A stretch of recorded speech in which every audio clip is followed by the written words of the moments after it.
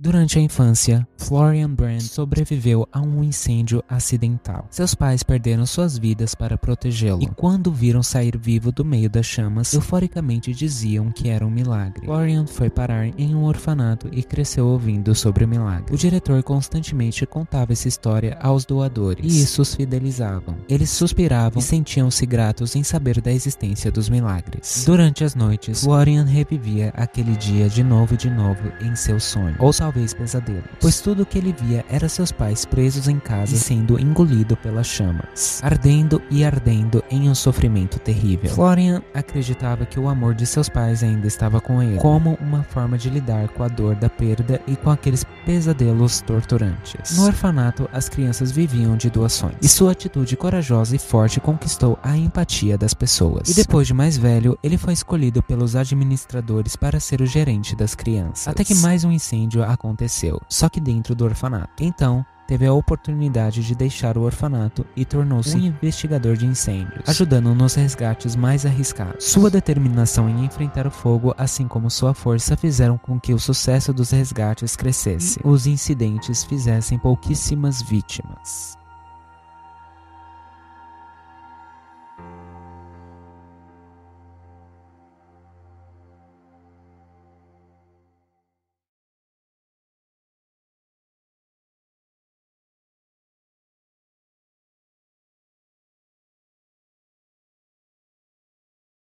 Matias Erning tinha uma família rica. Seu pai tinha uma família desestruturada, mas era herdeiro de uma casa de marionetes e trabalhava no teatro, o que lhe dava muito dinheiro. Matias era tímido e quieto desde sempre. Vivia isolado de sua família. Seus pais queriam que ele fosse como Louie, uma marionete criada com base nele, como se fosse sua versão perfeita. O boneco podia se apresentar de maneira independente sem um manipulador, e era o completo oposto de Matias, pois era alegre e se comunicava muito bem. Como seria bom se você fosse como Louie? Era o que sempre diziam. A comparação constante fez ele se tornar cada vez mais excluído e solitário em casa e em qualquer outro lugar, e foi sendo substituído por Louie, quase como se ele é quem fosse a marionete e Louie o verdadeiro filho. As poucas chances de falar com seu pai era quando se apresentava nos palcos ao lado de Louie, e sempre havia uma sensação de rivalidade e inveja entre o garoto e o boneco. Isso irritava seus pais, e Matia era repreendido e rejeitado ainda mais. Era como se fosse um fantoche, sem ninguém que se importasse verdadeiramente com seus sentimentos. Essa inversão fez com que no seu aniversário de 23 anos não recebesse nenhuma atenção e absolutamente nada de presente. No entanto, Louie ganhou a oportunidade de se apresentar em um grande show. Matias foi aos bastidores onde Louie era mantido e seu pai estava sozinho, e colocou fogo naquela sala de marionetes. As chamas e a fumaça causou um pânico generalizado e um desespero na plateia. O palco e as estruturas da sala de teatro começaram a desabar. Os pais de Matias perderam suas vidas no acidente, assim como boa parte dos espectadores. Ele também teve queimaduras e ferimentos no lado esquerdo de seu corpo. Porém, não se importou com seus pais, que não o amavam, e sentia-se aliviado que Louie finalmente estava morto.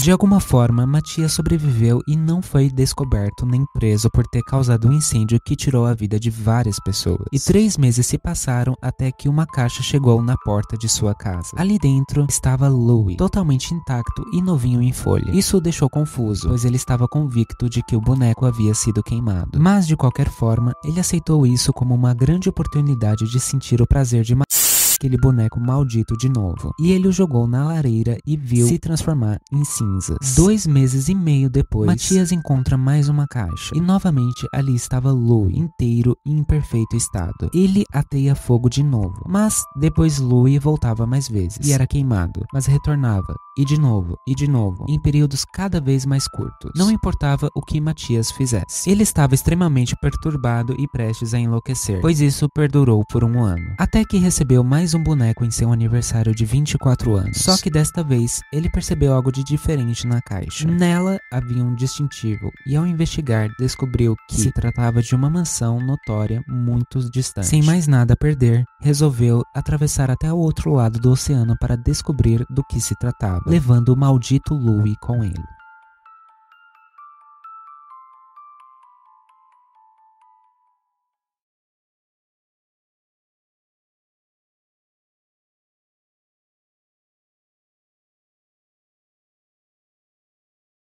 Sendo a única filha em uma família de esportistas, Lily Berry era amada pelos pais e pelo irmão mais velho e desenvolveu uma personalidade ingênua, arrogante e paranoica. Era uma família tradicional. Seu pai se chamava Roger, o segundo filho e herdeiro de uma boa riqueza para sustentar seus filhos e sua mulher. Seu irmão se chamava Simon e ele e o pai amavam esportes e sonhava em organizar corridas a cavalo, até que Simon se tornou um jockey quando adulto. E Lily estava ali na arquibancada como líder de torcida. Todo o sucesso durou pouco. A felicidade terminou quando Lily tinha apenas 16 anos. No dia da abertura do hipódromo, um dos cavalos perdeu o controle e fez com que Simon sofresse um acidente com traumas no cérebro. A inteligência de Simon regrediu para a de uma criança e ele foi internado. O acidente fez com que a fama de Roger acabasse e o escândalo o fez ser banido do esporte. Ele passou a se embebedar e começou a espancar Lily e sua esposa, só percebendo a idiotice que fez quando estava sóbrio novamente. Aquela casa se tornou um inferno. O único alívio das brigas e violências domésticas para Lily era quando ela visitava Simon, onde ela o ajudava a ter forças. Simon perdeu a capacidade de falar e não respondia mais, mas mostrava uma expressão feliz quando estava próximo à sua irmã. Ela conheceu uma nova amiga, que lhe dava vários conselhos ao saber o que se passava em casa. Após um tempo, Roger quebrou o pescoço enquanto voltava bêbado para casa, e sua mãe desapareceu depois de ver o seu corpo. Lily pediu ajuda ao seu avô, Conde Barry, na esperança de conseguir ajuda financeira para se sustentar, e para seu irmão debilitado. Conde lhe enviou dinheiro suficiente para mais 2 anos, mas enviou também uma estranha carta que mudaria sua vida para sempre. Era um convite para sua mansão, onde ela poderia resgatar o que era dela.